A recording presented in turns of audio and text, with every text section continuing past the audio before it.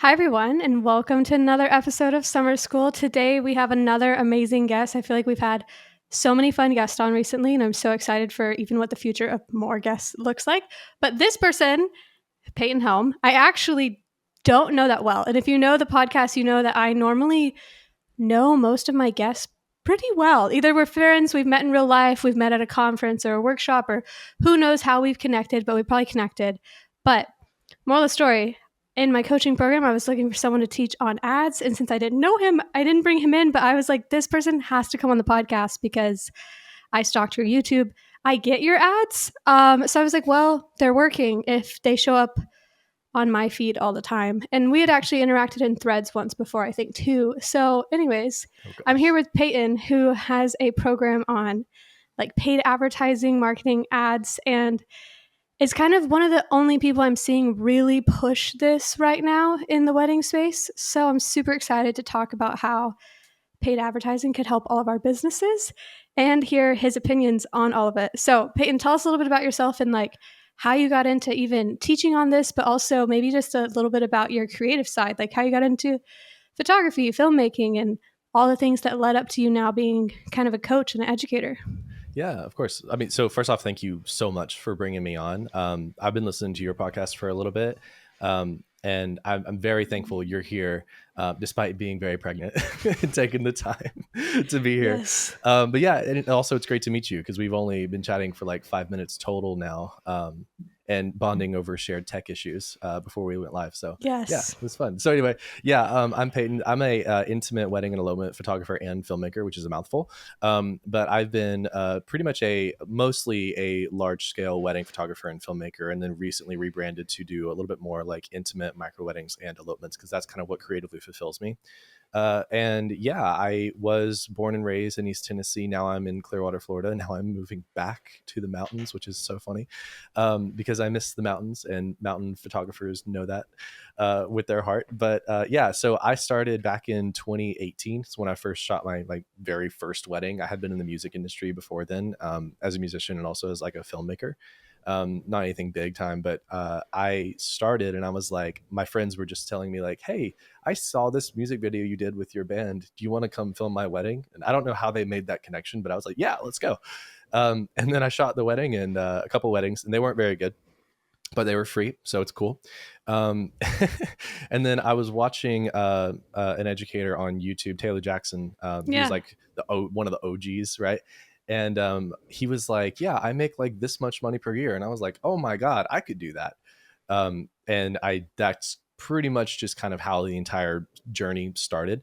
Um, the where I got into paid advertising, which is kind of like my whole main thing right now. It's one of the main ways I still book the weddings that I do. And it's also the main way that I grow the coaching program, which is teaching ads. So running ads to teach ads. Um, the way that I got into it was I was very much so into like e-commerce and like drop shipping and like, how to get rich online back in like, the 2010s. And I bought some courses, trial and errored a lot, and got my feet wet with running ads for like low ticket products. And when I got out of that, because I was kind of breaking even, I wasn't very good at ads. When I got out of that, I went back to like working a regular sales job, which helped obviously refine my sales skill. And then I realized that I could probably run ads for weddings. And since I was charging like, to me, a lot of money, it was like 2 grand. Now I realize that's kind of average, but to me, I was like, oh my God, I could run ads and book weddings at 2 grand and I can make like 100K and I can quit my job. That was like the dream. So that's pretty much what I did. And back in 2018, 2019, even 2020, like ads were pretty easy. Um, and you could do anything like, discounts, giveaways. Literally, you could just boost a post and be like, go to my website and hire me. So I tried a lot of different things, a lot of trial and error, because I was trying to just see like what could best get me the best results. I struggled for a little bit, not really on ads because I kind of had that down, but I struggled a lot with like client fulfillment and sales and pricing and offer structure. So I invested in other mentors and courses and stuff like that to help me there. But then around 2021, I was full time. I was doing really well, and a lot of my friends in my local area were seeing my ads, kind of like you see my ads all the time, but they were seeing my wedding ads. So they were Yeah. like, hey, like I see you're doing this thing. Like, how do you do this? And I started helping people one-on-one. And then I was following Dan Henry at the time, who's like a coach who coaches coaches, and he's like very rich and all that stuff. And he was like, hey, if you can help people do something, you can make money from it. And I was like, that's cool. Maybe I could do that. And I started a little beta group just teaching ads, and I had a lot of people have a lot of success, and it was pretty cool. So it just literally snowballed from there. And then I just realized like I feel very fulfilled emotionally when I have clients of mine posting wins and Mm-hmm. like getting wins and booking weddings and like quitting their jobs, going full time, or scaling to like numbers that I didn't even believe was possible in the wedding industry. And I love that so much more than like booking my own weddings. So I kind of made that my full-time thing. And now I do still shoot weddings because I want to get more and more into the elopement space. Um, it's less, obviously. I'm not shooting like 35 weddings a year anymore. But I'm doing that to be more creatively fulfilled and then just like emotionally fulfilled and happy. And also as kind of the main income driver, I'm doing the coaching program, which is where I help people run ads. So yeah, that's a little bit about me. Yeah, no, that's amazing. I think similar to you, how I became a photographer was I was kind of in like the almost like landscape photo e space, like not making money, just like camping with my friends in the South. I'm from Georgia. And Nice. when I moved to the West Coast and I moved to Oregon, this person, me and the guy I was dating back then, modeled for her, and she was like an elopement photographer. And I had never thought I'd shoot a wedding because I'm like, like every woman in their 20s shoots weddings. Like, I don't want to do that. Yeah. Look at me now, lol. But she was like, yeah, I just like did an overnight like hike in Tahoe, like with the stars, this couple, and made like 12,000 plus dollars. And I was like, okay, cool. Like quit my job 2 weeks later. I had Yeah. no bookings. Like I had no inquiries. I was like, well, I'm going to be an elopement photographer then. Like, I mean, 12 grand, I can do that. And I literally quit my job. Like it was not that long after. Maybe I tried to prepare for like 3 months maybe, but like when I quit my job, I did not necessarily have bookings. It was crazy of myself. I wouldn't have advised someone else to do what I did, but I was young. I wasn't married. I wasn't dating. I had a dog, but like we lived in a tiny home and I barely had a car. Like it was like, classic like starving artist, like let's just do this, and if I fail, I go back to the South or something. Mm-hmm. Um, but it worked out. So that's good. But similar concept, like she told me how much and I was like, deal, like I'm quitting my job. Like I'm not happy. Yeah. Oh gosh. Yeah. But I relate to that a lot though, because I went full time in right before COVID happened in mm-hmm, 2020. same. And then like all of my weddings, well, not all of them, but like most of them were like, hey, we're going to reschedule. And I was like, oh no. So yeah, it was not fun. If only you were. So in my scenario, it kind of worked out because right before COVID was when I'd also decided, I'm like, well, I'm just going to quit my job. Like, here we go. So I didn't have any expectations. I didn't have a ton of clients booked for COVID. So like, who cares? I was already poor. So I was just more poor.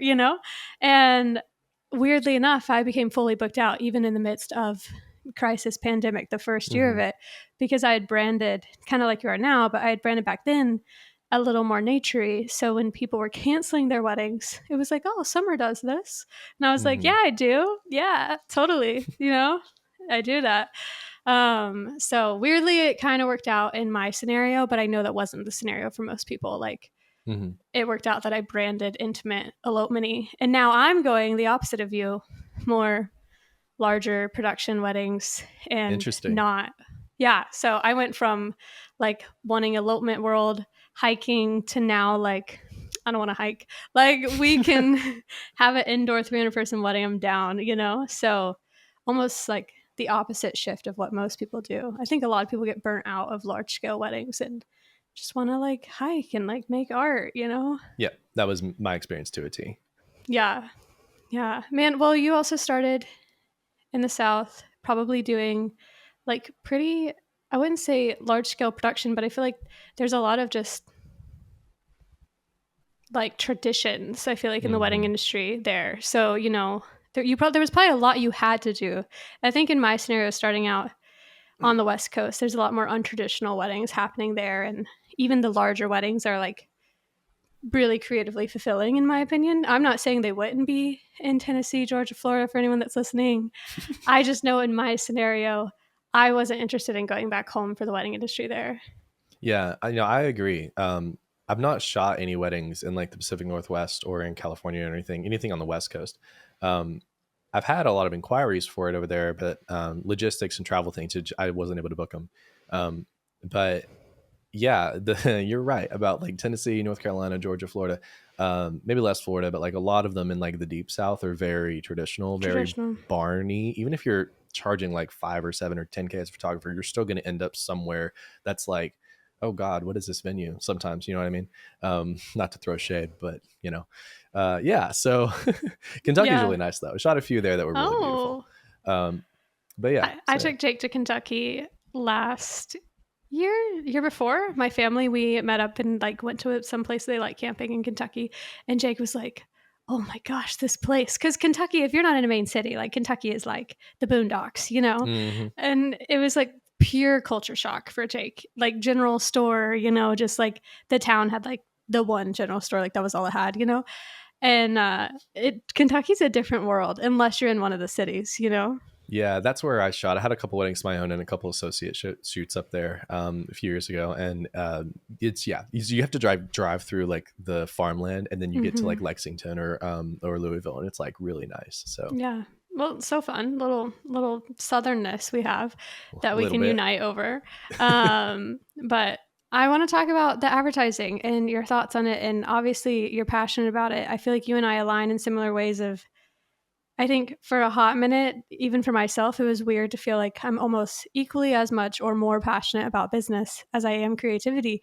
And I've Mhm. said this on the podcast, so I'm fine with it now. I think for a brief period, I struggled with it because I was like, I want people to just love my art. You know, everyone wants that as an artist, but also, you know, there are the people that are both artists and business people. Maybe they even lean more business, which kind of sounds like you. Honestly, I can admit it's me as well. Mhm. Like, that's fine with me. I've owned that now. But in that journey, it sounds like you've always been pretty passionate about like selling. You know, you mentioned the drop shipping, you mentioned like, you know, listening to coaches that coach. Like, you've always probably been passionate about money, making money, how to do it. And luckily advertising was something that you ended up becoming really good at. Where did you start in that? You said like back then you could just boost posts, but was it always meta based ads or was it Google ads or what was your Mhm. journey with paid advertising? Like where did you start in that journey? Yeah, it's always been Meta. I've never ran a Google ad. Actually, I Wow. think it's a lie. I may have a long time ago, because Google gave me like a little thing, but I'm talking like 2014, like 20, like way long ago. Mhm. But I've never ran a Google ad for my wedding business. I have a few clients in my program who run Google ads, and they usually come to me with them working, and they just want to like break into Meta a little bit. So I'm like, yeah, do it. Go for it. It's not something I teach because it's not something I've done. So yeah, Yeah. it's all mid meta. And yeah, it used to be very easy. You could just like boost posts, which you still can, and there's strategies that work really well for that. But in general, advertising has gotten a little bit more complicated. I feel like it got very complicated, and then now it's actually getting a little bit easier, Mm. thanks to Meta's algorithm and their AI and stuff, which is something I lean very heavily into, um, which we can talk about too. But yeah, I kind of just when I started the wedding business, I didn't want to be that photographer, and no shame because this is everyone. I didn't want to be the photographer that has to post constantly on social, like Instagram and like TikTok, which didn't exist back then, but Instagram, TikTok, Facebook, whatever. Because that's not what I like to do. Even though I'm like growing this coaching brand now, I'm still not really using social media the way that I guess I should, quotes under should. Um, but yeah, I really much more value long form content like this, which is why I do like my own podcast and stuff, and like YouTube videos. But when it comes to the social media strategies that wedding photographers and filmmakers need to employ if they want social to be their main marketing strategy, it just didn't resonate with me. So I didn't want to go down that route. Um, but everything else I still do. Like everybody's like, yo, hey, you're an ads coach, you have an ad that says, hey, run ads. But I also very fully embrace like ranking on Google, forming really good relationships with vendors. I do value social media for sure, even though I personally hate it.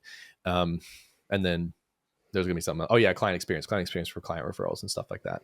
But I think ads, and the reason why I teach ads as kind of my unique mechanism, Like that's the thing that I really sell, is because ads are, when done correctly, they are extremely consistent. They're very profitable, and you get booked like immediately, which is great, and long term too. So that's why I really, really value them as a, potential marketing strategy that somebody should look at if they have the money to invest not only in the ads, but also in a coach or a mentor to help them do it correctly. Because I'm very, very pro saying like, don't, if you want to do ads by yourself and test it, go for it. But it's very easy to lose money if you don't know what you're doing. So in my content, my organic content for the program, I tell people like, hey, I'm not going to like make a YouTube video exactly on like how to set up an ad campaign, because there's so many more things that go into it. And then I'd be advising people to spend money without full context and without full help. And that's dangerous. So Yeah. Little side tangent there. No, I feel like that makes sense. That's like when I think about SEO, I'm like, yeah, I have no intention of like doing that myself. Like, Yeah. It's a lot of work to rank in the top of Google, and there's a lot that goes into it. It's like that's why even in my coaching program, we bring in someone for SEO to talk about it. Like I'm only talking about things, I'm only the one teaching on the things that I am confident in teaching on. So like even SEO, it kind of reminds me of ads. Like it can bring you a ton of bookings, but you have to be really knowledgeable in it, honestly. And so similar with ads, like I wouldn't try and like learn that myself on YouTube or like on Google. Like that just sounds like chaos. And then you raise a good point. Like you don't spend money to test out SEO. You spend money to test out ads. So if you're doing it wrong, it's like gambling. Yep. That's interesting. I had never thought about it that way, that like, yeah, you basically could just be throwing away money if you're not doing it right. Yeah. And people will, they run into that and they're like, I don't really want to try it on my own. So maybe I'll look into having somebody teach it, or I'll look into hiring somebody to run ads for me. And there's a reason why I teach it instead of having an agency kind of, offer where I run ads for people. And the biggest reason why is, and there's two very large companies that rhymes with the knock and something, I don't know. Anyway, I'm not going to say their name because I don't want to get sued. But anyway, that is basically an ad agency, right? Like you pay them for visibility. Other ad agencies operate by, they'll reach out to a photographer or whatever, and they'll be like, hey, I'll set up an ad campaign for you. I'll get you these many inquiries per month. Pay me $1,000 a month, $2,000 a month, whatever. But what people don't realize is there's like, they employ one ad strategy, and it's usually engagement giveaways or discounts. Those don't work for everybody. And there's not a single ad strategy or campaign structure or whatever, or even direct ad that works for every single wedding brand. And an agency's goal is to keep you on retainer, not to get you fully booked out. So, and I've had conversations with other educators in on this. Like I have never, and everyone that I've talked to, maybe yourself included, has never heard of a photographer or filmmaker saying, hey, I'm fully booked out because I paid this agency to run ads for me. I don't even I've tried agencies even for like social media help. And I ran across the similar scenario where they were doing task to accomplish the task. They weren't doing it to grow my business or like to actually grow my social platform. Like as little as like they posted a preset, like a post on the preset account. But I was like, well, shouldn't you share that on the story? Like if you actually want this account to grow because this is your job to grow this account, this is what I'm paying for you to do, why are you not sharing it to the story? They're like, oh, well, that'll be this much extra. I'm like, it takes literally, you just click the airplane button, like just share it to the stories. Like what? And I was like, you guys are fired. Like I'm done. This is crazy.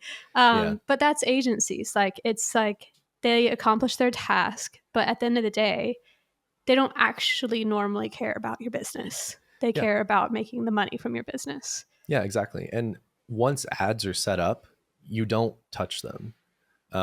Like for my coaching program, I'm at a way higher ad spend than my wedding business, and like several hundreds of dollars a day. But I literally log into my ads manager about once every 2 weeks. And then I make some tweaks or I post new ads or whatever. I'm about to do a whole thing of testimonial ads that'll take me a couple hours to set up, and then I'm done for another 2 or 4 weeks. And an agency will pay you $2,000 a month for that. You know what I mean? So it's like, yeah, I employ, or I really push the idea of like learn it yourself, or, meaning like hire a coach or a mentor to help you learn it. And I'm not the only one out there that's good at it. And then if you need to outsource it, teach it to a member of your team, hire somebody in to do it for you. Or just don't. and carve out 2 hours every 2 weeks to do it yourself. You know what I mean? Yeah. So I yeah. mean, one of the biggest things I talk about is that, in my opinion, in the wedding industry specifically, maybe you're listening to this and you're in a different creative industry, I don't know. But in the wedding industry specifically, you do not need to be good at every single marketing type of lead generating platform. You do not have to be successful on Instagram and on ads and on SEO and on, I mean, if you are, so be it. But if you're trying to do all that yourself, you're most likely not. You're most likely your competitors are beating you in every single area because you're lukewarm in like everything. And I always tell people, I'm like, pick two that you are really either passionate about or okay being passionate about, you know, okay learning and like growing in. Pick two, maybe a third if you have extra time, and like fully devote your energy to those two. Because if you actually are like successful and know what you're doing in certain areas, whether that be social media, whether that even be like vendor connections, like if you're just out there like literally networking multiple times a week, like you're gonna have business. And we don't need that many weddings to have a successful business. Really, you need like maybe 20 high-ish paying weddings. So if you think of it, like I only need 20 bookings to have a successful career. Like it's really not as complicated as we like to make it seem. You know what I mean? So yeah, ads, like if you could be successful in ads, then yeah, the other areas might not quite matter quite as much. Like you need to be probably good enough on social media that the people that find your ads still like you and your presence, but you don't need to be like famous online, you know? Yeah. And that brings up a really good point. Cause one of my mentors, well, it's Alex Hermosi, like everybody knows him.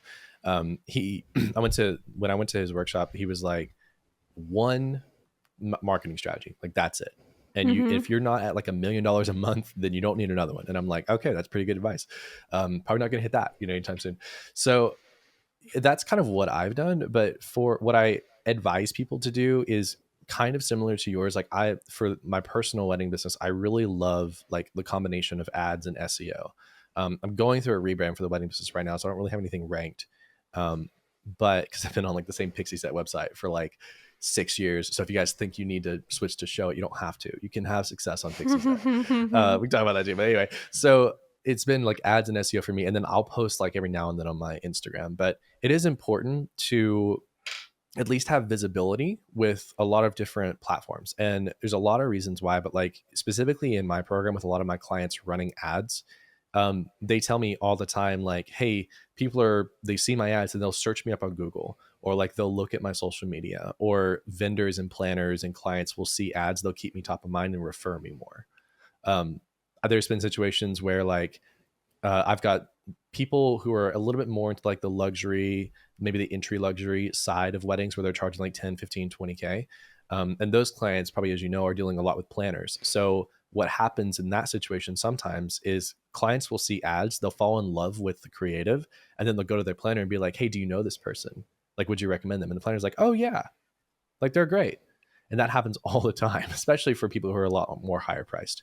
So yeah, I think it's good to play into your strengths for sure, and not waste time on something that would, number one, emotionally drain you, but also number two, take time away from more important matters in the business, because we only have 24 hours in a day. I was going to say something else, but my mind That's why I'm left, like, if so. it's something you're passionate about, like devote your energy to that. Don't worry about like Pinterest if you're not passionate about. And even then, I don't know. But like, don't worry about these things that really don't matter, because maybe you saw some coach say it matters. Like, you don't actually need to do every single like marketing avenue and technique, because if you do all of them, you're just going to honestly suck at all of them. Like, literally. And they're all the same, Yeah. ultimately, like social media, it might take a little longer, it takes more time. Ads might be faster, but also you're going to be spending 5 to 10% of your profit every year. SEO might take longer, but you're going to have to either pay money to hire like a blog post writer and get some backlinks, or do it yourself, and that takes enjoy time. doing that. Yeah. Right. Yeah. So like every marketing strategy is the same. It's just how to get your offer in front of more people. Man, I would actually, well, I'm sure there's so much we could dive into, but because you touched on, people in like the more maybe like mid-luxury space. Yeah, that's one of my opinions is, even SEO, like the average luxury client is not searching Google for their vendors. Maybe they are, but I just don't think it's the average. Most of the time, they're Yeah. like, I want this kind of look at the wedding. Here's their full service planner. Their full service planner takes it away. And who knows, as the photographer, if you even get to speak to this client. Do you know what I mean? And Yeah. maybe that's like a little, maybe that's above some mid luxury clients. Maybe some mid lux you still get to chat with. Okay.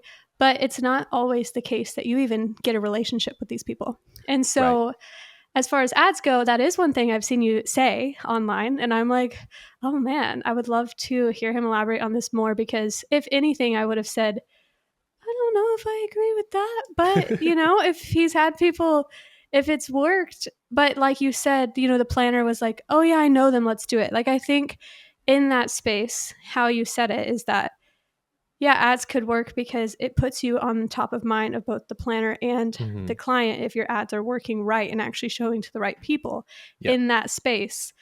But at the same time, you need to know these people because to me, like the luxury Hmm. space is all networking. It's all in-person connections. Yep. It's all who do you know and like how good of a relationship do you have with them? And if Yeah. you don't have a No, relationship, they're not going to bring you into this high ticket wedding, you know? you're right. I think it also depends on how you define the word luxury. Um, so like if your definition of like your personal definition of luxury is like couples who are working with full service planners, then yeah, like ads are probably not the most effective at marketing strategy Mm-hmm. there. It's absolutely networking. Go for that. The highest amount that a photographer has booked in my program for a normal wedding was 30K. I would call that luxury, Yeah, but some people disagree. And that's totally cool because like that word is messy. You know what I mean? I So that's why I know. like to say like entry and mid luxury. Because like my personal definition of that would be like above 10K up to 30 or 20 or something like that, somewhere around there for like Yeah. what you're charging as a photographer or a filmmaker. But what I say to people who come to me and they are kind of in that realm already, and they're like, I don't know if ads would work for me, but I'm interested. I would tell them, okay, take a step back and look at your clientele. Like number one, do they have a social media account? Okay, cool. Are they on it? And Mm-hmm. then number three, are they working with planners that are giving them recommendations instead of doing full service and booking everything for them? Mm-hmm. And then if they have a social media account and they're on it, and they are working with planners that are just giving them recommendations, but they're still actually meeting the photographer or filmmaker, then ads can work really well for them. What I also typically see is for photographers and filmmakers who are working with with clients who have full service planners, they don't need ads anyway. So I don't really talk to them. Yeah, that was what I was curious on. You're like, I've seen you be like, you can, still book $20,000 weddings with ads, and I was like, Hmm. interesting. In the naturey space, 100%. There's no Yeah. planner involved in this. Like in the elopement world, it is completely different than I feel like. But even as low as I would say 8,500, sometimes there's full Hmm. service planners, and they're working off word of mouth referrals for basically the whole wedding. You know what I Yep. mean? Even as low as that, you can see like pretty expensive full service planners. Maybe the client just isn't budgeting a ton to photography. Yep. Um, and most of the time, those weddings are going off percentages. So even at 8 to 10, that could easily be in the six figures, much higher of budgets, Hmm. depending on what all they're spending money on.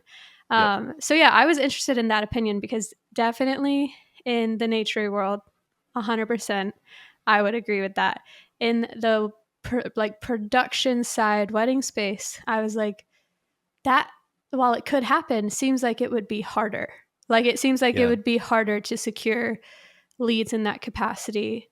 But like you said, if you do have good connections, it's another way to just get your face in front of them if social media isn't the way to keep reminding them. Or maybe you don't live, like I live in LA, so there's networking events literally all the time. There's like black tie galas, like literally 24/7. You can go to whatever party with whoever you want to all the time. And so maybe you live like in a small town and you still want to do destination work.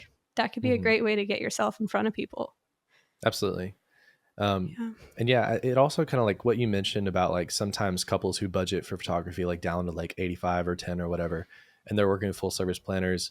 That happens, but then it also happens on the flip side. Like couples who are working with planners that give them recommendations like word of mouth instead of full service also can have idealized budgets of 10K, 20K, even up to 30K from what I've seen so far, Mm-hmm. for photographers and filmmakers that they really value it.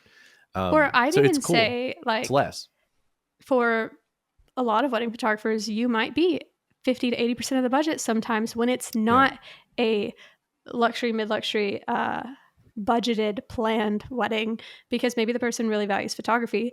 And so we've been in that place where sometimes we're working with weddings with crazy details. Sometimes I'm in someone's backyard, but I'm like not 80% of their budget because Mm-hmm. that's what they chose to do. You know what I mean?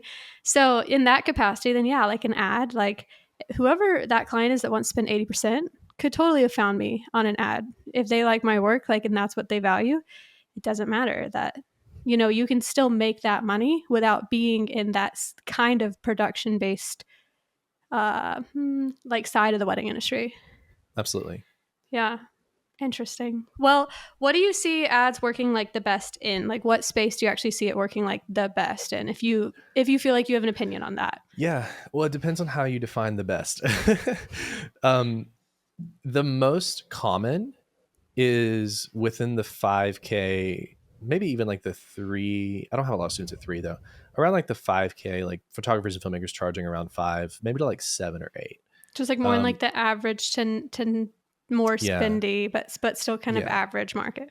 I think that's because number one of my marketing, I don't go after like the lower. I hate to say low end, but like I don't go after photographers and filmmakers who charge like below average, is what I'm going to Mm-hmm. say. My marketing is specifically for photographers who want to charge around 5K. So I tend to attract a lot of that. Mm-hmm. So most of my clients are within like the 5 to 7K range, and then it skews a little bit more upwards. I only have a couple who are at like the 3K, but then I have a good number of people who are above 7 and they're at like 10, 15, and then it starts to taper off a little bit there, actually a lot there. I've only got a couple clients who are like above that price point. So when you define the best, mostly if you define the best as volume, then it's absolutely 5 to 7K. If you define the best as profit, I actually see the best coming in at like 7 to 10, um, and then up from there, because like the cost to acquire a booking doesn't scale at the same level as your price point does usually. Yeah, like you're not So spending a ton more just to get a 10K booking. exactly, because if you have the correct branding, then you're going after a smaller pool of people, the higher end that you go, and it costs less to I mean, it costs more to show ads to those people, but you're showing the ads to overall less people. Those people are fewer and far between, but also there's less competition at that level. So when it comes to price points, like it starts to taper off, I think, at least from what I've seen in effectiveness, above 20K. Still possible, but it's less likely. And then as far as profitability, if you're charging less than 3K, it's tough to make a profit Hmm. on ads. See, that's Um, good to hear because I feel like with ads and even my preconceived thoughts of ads, I would have thought if anything it would work better in like the 2 to 5 range because those are people like, mhm. yeah, if you're running like a discount or a giveaway or these things that Yeah. some people might say like some people on YouTube might say that's how you run an ad, you know what I mean? Yep. It appeals very much to like the lower market. And Hmm. then it's like, yeah, if you're only charging like 2 or 2,500, then you're literally spending money to acquire that. That's not much profit, you know? Like, Hmm. so I've never even thought that made sense, but for a lot of that, it just feels like it aligned with that market almost in my mind, like Hmm. discount, paid to acquire customer, like, Yeah. you know? You're not wrong Um, though. yeah, I Um, don't know. In my mind, it mentally aligned with that type of business yeah, almost. you're not Yeah. wrong. A lot of coaches in the industry teach engagement giveaways and discounts for photographers and filmmakers at that level of the Mhm. market. And they work. They're not as high profit, um, but they still work, right? I don't teach that because, and I actually used to, but I don't because I wanted to shift my branding and work with people who wanted to charge a little bit more because that's how I was progressing in my Yeah. business. So I wanted to bring in people who were like me. So I switched ad strategies from a discount, free add-on engagement giveaway type deal, like everybody teaches, to employing a little bit more of a higher level lead generation and brand awareness ad strategy. So like the difference between those two, like lead gen is like your typical, you must see it from educators, but it's like a typical like lead magnet, like here's this free video or here's this free download into your email and get it. And now you're kind of indoctrinated into their whole ecosystem. Mhm. Whereas brand awareness is a little bit more like what you would see as like a car commercial where it's like, hey, we have this product, it's for this type of person. If you want more info, here's some info. Um, and both of those strategies, Yeah. especially when combined, and combined with a really solid brand that has the emotional connection with their clients and they establish trust and authority in a really, really good way, um, and good sales and good pricing, a lot to work here, then that is a really good paid advertising strategy. And that's why, like in my program, I don't just teach here's how to set up a campaign. We start with doing a full audit of brand messaging and website structure and pricing and sales before I start employing people to be like, okay, go spend, $50 a day, or $10 a day even, because I want to make sure everything is perfect before then. And it's almost formulaic in how it's the same branding strategy, no matter if you're at 3K, 5K, 10K, 15 or 20. Yeah. So what I understand what you're saying on like, lead gen, like and like freebie, and then you get them into your funnel and all the things. For people listening, that has been the advice I've actually heard on paid advertising is, yeah, you put up something, maybe it's a discount, you get them to get on your email list, and then you have like a 5-day campaign, and then at the end you basically tell them to inquire. Yeah. You know what I mean? And so that's what I've heard as advice, and I'm like, yeah, that probably works, but it doesn't feel like it would work in a more niche or like higher priced market. Or maybe it will, but I don't think I hate free engagement sessions being included in anything. Me too. I think it's horrible advice. I think it's bad for client experience, actually, especially if you want to be in maybe the higher or average or above average market. You will probably maybe be traveling, or maybe some of your clients are traveling to you at least at some point in your career. Free engagement shoots, it only causes issues. And so when you're thinking client experience, anyways, we don't need to go on a tangent that I don't think it aligns.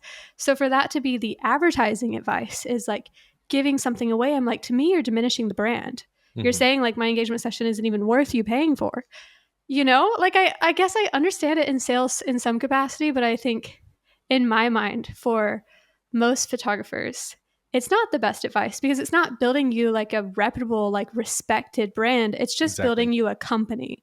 And I don't feel like most of us want this like lukewarm art based company. We want something that like our clients love and respect, Yeah. No, So you're you exactly probably right. don't advise like discount based ads anymore, or like giveaway based ads anymore. Not at all. It's not even in my program anymore. Wow. See, I like that. That's different. I feel like all I've heard on paid advertising is things to that capacity. So knowing that there is a different option, I think does make sense because while I understand the sales side of the 5-day email list, building up, basically a funnel of these people, it makes sense like when it comes down to business. But I don't think it makes sense for most of us as artists. Like, Yeah. you know? Yeah. You want to tailor your ad. Like this is going to be a little bit advanced, but you have to tailor your ad strategy to the type of client that you're going for. So like if I was wanting to book a elopement, in, Rocky Mountains or something, then what I would do is I would have an ad strategy that appeals to people who are wanting to plan an elopement. And maybe people who elope, as you probably know, they don't really know where to go at first. So a really good lead magnet would be a location list in Rocky Mountains and an ad that says, hey, if you're getting eloped here, here are the best locations to do it. And then during that whole guide, you're like, hey, by the way, I'm a photographer and I do this. But then if you go to like the little bit more like the entry and mid luxury side, those people don't really care about planning because they're hiring a planner. So brand awareness works better for those people. And instead of problem solving, you're leaning into the fact that, what you offer is a luxury service and you're going after what those people crave, which is status, or a really, really talented creative and artist. And you're just showing them that. You don't have to Yeah, sell so them do you into a 5-day give email them list. any, yeah, I'm like, are you collecting emails? Or are you more so just like trying to get yourself in front of them? Like just mostly brand awareness. Yeah, I mean, you can, but typically what I see with my students who are at a little bit of a higher price point, they're letting their website structured in a very specific way sell those people with, and sell can have a negative connotation, but really it's established the emotional connectiveness, the trust, the authority, uh, to actually give them a reason to inquire and get on the phone with them. Yeah. So I see that working very well in the higher end industry right now. And then with elopements, like lead magnets work better. And then when you're at kind of like the little bit above average, both work really, really well. So we in the program, like I don't just have one strategy that I teach people. I actually I give people pros and cons, to every strategy. And then also like what I would recommend based off of where they're at in the market. And then it's up to them to test it, see what works best for their brand. And then we go from there. Yeah, and I don't think freebies are a bad idea. I just don't love like discounts, giveaways, Yeah, free me either. engagement sessions, free things included in your package that you could be making money off of. You're already spending money on ads. Why are you going to like give away $1,000? Like, Exactly. I don't know. You know what I mean? And yeah, my point is always client experience. Everyone thinks including something means the client will be happier. And in my mind, most clients enjoy hiring the things they actually want to have and pay for. And maybe they don't need an engagement session because they already had proposal photos. And if they don't need it, then they have this weird attachment, feeling like they paid for something you're saying is free. Nothing in life is free. They know that. You know what I mean? You Yep. know that. You know, you're like, well, I can connect with them. I'm like, go get a drink with them. Like, you don't need to shoot for free. Yeah. Oh, go to dinner. They'll probably buy it for you. Then you get free dinner, you know? Yeah. What you're saying about that is why I also really push my clients, especially the ones who are etching into like the higher price point, to start taking a lot of stuff out of their collections and make them as bare bones as possible, because people crave that simplicity. And like people who are buying at a higher level are typically a little bit more educated on what you're offering and why you're offering it. So being fully transparent and authentic and not trying to give them everything under the sun in a package to make it look valuable is it's the better way to have an offer structure. Yeah. Well, and like in some ways having it be all inclusive but simple. You're not including things they don't need, but you're making it easy for them to say yes. Exactly. Yeah. Like even as we've moved up, like basically our packages start at full service now because it's just what makes sense for that clientele. And that was different than in years past where I'd have like 6, 8, 10, 12 hour, you know, I'm more so like almost selling a client, you know, like we are, you know, it's business. And like, which one do you need? Oh, you can, it's cheaper technically to like do the 10-hour, you know, like it's not, you know, and so that was what we were operating out of. But with this different clientele, it makes so much more sense to just start at a full day, day and a half, 3-day, you know, those are the packages more so like, I will be there no matter what. I got you. Like, you don't have to worry about how many hours, or I'm not going to like try and sell you on a ton, you know, and that's like what works for the clientele now, you know, but that was an interesting shift in my business that I don't know if I expected to go through because I was so used to the normal wedding industry pricing of like 5 million packages with 5 million add-ons. And it works. It does work for a lot of clientele. I don't even know how I'm trying to say that, but does it make a ton of sense? For weddings, I actually don't think it makes that much sense, but it's sales and it's just what the industry does. So it works for those parts of the industry, you know? Yeah, absolutely. Yeah. I made that switch from like hours of coverage to like full day almost 2 years ago. It was like January of last year. And it's been so much easier to me, close. it's more fulfilling too. Yeah, absolutely. To shoot. Like if I'm there for like a part of the day, to me, that's not that fulfilling because I want to capture the whole thing. I am that person that's down to be there until like midnight, even if they've been dancing for 2 hours. When people say they have nothing to shoot during receptions, I'm like, how? There's so much going on. Like, it's constant. And they're like, now I'm just like faking photos. I'm like, what do you mean? Like, it takes a while to get a good reception photo too, you know? People make ugly faces.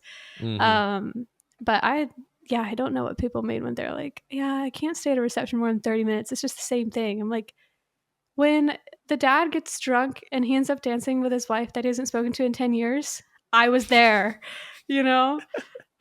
Yeah, and you can get so creative, like too, with like flash and like the little light streams and like all that stuff. Like, it's so fun. I love receptions. So fun. Man, well, okay, back on ads. If someone were to try and start today, I know, you know, we probably would both agree having a mentor or a coach kind of help them, guide them, and that might be good. But if someone just wanted to like think about ads and maybe like get started super beginner, what would you say is like a good way to start? Like, is there any like first thing for podcast listeners they should like think about, endeavor into, look into on their Instagram account or Facebook? Or I mean, there actually is a lot to it. Like even just like the ad manager, it like stresses me out personally. So yeah. So what I teach in my program is diving into the ads manager. It's a whole lot more advanced strategies, but there is a very easy strategy, and it's literally just boosting posts on Instagram, but doing so in a way that actually makes sense. So just giving you guys like free sauce now. you can boost posts on Instagram, send people to your profile. And if you have a good profile with posts and active stories and, stuff like that, then you can get followers in. You'll get some photographers, but you can get followers in that are couples. But then the key there is you have to follow them back and then message them and start a Mm. conversation. So many people are afraid to do that for some reason. But when you break past that fear of just like reaching out and saying, hey, thanks so much for following me, you can start to have really, really good conversations, and those do turn into bookings. Where people fall flat sometimes with boosting posts is they want to send people to their website, but sending people to your website it's so much more complicated because your website has to be set up in a very specific way to get high quality inquiries through. But when you're just sending people to an Instagram, as long as your Instagram is established, like you don't have like 5 posts and no stories, people can follow you and you can start conversations with them, and it's very, very easy. The only caveat there is the best thing to do is go back through. If you've been posting reels, go back through and try to think about which reels brought you the most couple followers and not photographer followers, and then boost that one. Hmm. And another pro tip, don't boost on your iPhone, boost on the Instagram.com on your Oh, desktop, because Meta charges like 30% extra and then limits how much you can spend on it because Apple charges them 30%. I had no idea. Look at this tip, you guys. This is Mm-hmm. great for everyone listening. Yeah, you guys can Venmo me after. No, I'm playing. So, go on Instagram.com, boost a couple posts. If it doesn't work, you should have hired me. No, I'm playing. Um, but yeah, like that strategy is when people are in my program and they want to get their feet wet, but they don't want to jump immediately into the ads manager, do all that stuff. I tell them to do that, and I have a lot of people who book a few weddings from that to get money to invest in more Hmm. advanced paid ads. So yeah, it's a good That's strategy. smart. And honestly, it makes sense to send them to your profile, even just in like a very simple way to dumb it down for everyone. Most of us are engaged on our profile, at least pretty decently. Mm-hmm. Most people running a photography business. And honestly, a lot of people fall flat on the website side of things. And if you did Mm-hmm. send them to your website, do you have any systems in place to actually capture them? Do you have something where like it pops up and they should join your email list? Because most wedding photographers don't, because most wedding photographers don't have an email list unless they're educating, because for most of us, that's not how we're marketing. And so if you're not Mm-hmm. doing that, why send them to your website? They're going to forget who you are in 10 minutes. Do you Mm-hmm. know what I mean? Like they're not just going to keep this website on their phone for like months and go keep looking at it. They're going to forget who you are like literally Yep. in 5 minutes. But if you send them to your Instagram, they'll follow you and then they'll be reminded of you every time you post anything on your stories, on your Instagram, who knows Mm-hmm. where. So that is really smart to send them to the Instagram and not the website. Yeah. Yeah, so Yeah. that's a really easy ad strategy to do. And then the constraints that happen from there are like, okay, how good is your sales process? Like, how good is your pricing? Um, are you pricing? Are you underpricing or overcharging for your what you're doing right now, which sometimes happens too. That's where a lot of other things start to kind of hit the fan a little bit. But that's where like the boosting post is the easiest strategy you can do. I actually have a free community where I talk about that a little bit, and people post in there all the time. Like, I just booked a wedding at like 4K or like 3K or 5K or whatever. And it's really cool to see that. So What's it's such a the simple free strategy. community? Is it like a Facebook group? No, it's a school group. It's a wedding pro collective. No, cool. Well, you guys go find that. Yeah, it's pretty good. I'm trying to think. I had a question pop into my mind while you're saying all of that, but now I literally don't remember. I think it was on pricing, but oh no, this is pregnancy brain for everyone listening. No worries. The fact that I've been able to keep this ad talk up, like, I'm proud of you. yeah, it's crazy. We're trying to batch for everyone listening. I'm sorry that they won't be as live of talks, but your girl is getting just I don't know. It's so much harder than people talk about, like pregnancy. Like, Yeah. I know it's hard, but I also know that people work until they give birth. And I'm like, how? How Literally, far how? along are you? Like 33, 34 weeks. Oh my gosh. So I know to me, I feel like, oh my gosh. And then I call my mother and she's like, my employees are working until they give birth. I'm like, how? I can barely get in the car. This is crazy. But yeah, we're trying to batch out some podcast episodes just in case, because you never know. Like, Yeah. it could be 2 months from now, it could be 3 weeks from now. Batch them out. But Peyton's will be airing pretty soon. But I guess this isn't live, so no one even knows what Let's I'm talking go. about. But No, it's okay. yeah, it'll be fun. It was so good to talk to you. Do you have anything you want to leave us on? Like, do you have anything you like saying or like mentioning before you head off? And if you don't, then I'd love to know something you're excited for this winter, like something that's Okay. coming for you that you're really excited for, or maybe next year that you're stoked about that's like coming up in your business or personal life, honestly. Yeah. Um, as far as like things I usually like to say, I'm very pro like take accountability. A lot of people sometimes they won't be getting the results that they want, and then they cast power to the circumstances. Like, oh, it's the market, it's the election, it's the economy, it's COVID, it's blah blah blah blah. It's the Instagram algorithm changing, but in reality, they're just not doing what they need to do to grow the business. So Mm-hmm. when you cast power outside of yourself, you cast power to your circumstances, you're casting power away from yourself. So when you take accountability, you now have that power to actually sit down and fix things if you're Mm-hmm. struggling in business. I love saying that. And then something I'm excited for, honestly, just going home, seeing family in Tennessee and in North Carolina, going back to Alex Hormozzi's workshop in December as well, to work with their team. So that'll be pretty cool. And yeah, just looking That'll forward to be seeing snow. fun. Yeah, Yeah, no, I I'm totally excited. agree on your accountability thing too. I think that's actually what I was almost going to say on pricing is it's oftentimes not the sales and pricing. It's just that they just don't have enough inquiries. We shouldn't be booking every single thing that comes our way. Like, Mm-hmm. and I think everyone's like, no, I got ghosted. I'm like, no, you haven't had enough business. You shouldn't notice you should have so many inquiries. You're not noticing that someone's not saying yes, you Yeah, know? exactly. So yeah, ghosting shouldn't be an issue if you're putting the work into marketing. But I think most photographers just don't Mm-hmm. market. They just edit, they shoot, and they hope that they'll be okay. And we are saying today that is not the case, unfortunately. But choose Mm-hmm. an avenue you actually enjoy. And if it's ads, connect with Peyton. Where can they find you online? Everywhere. Your photo, your coaching, like where could they connect with you? It'll all be in the show notes in the description, but go ahead and tell everyone. Yeah, you can just go to fulltimeweddingpro.com, or just at Peyton Helm on Instagram, PeytonHelm. That's And where you then can your find me. podcast on YouTube. Is it on Mm-hmm. Spotify too? It is. Okay. Yeah, all the links to all that stuff is on my website. So easiest is just go Perfect. to fulltimeweddingpro.com and you'll see all the links. Sweet. And we'll have everything linked as well. But you guys connect with Peyton. It's fun. Follow him on Threads because I feel like he says, Don't like, follow me on Threads. no, you should. No, I'm. don't. That's how I found him. And he just says, spicy things. So I feel like it's fun. If you're interested in the wedding business side of things, I feel like it's fun to watch. So Yeah. yeah. And he's like, don't, Summer, stop talking. But follow him on Threads. It's been so fun to have you on, and we're gonna have to run, but it's been a blast. Thank you so much for coming on. I hope to potentially have you on in the future again. I feel like it'd be super fun. I feel like we could talk forever. So this is a blast. Thank you so much for everyone listening. While you're still here, go ahead and share, review, rate.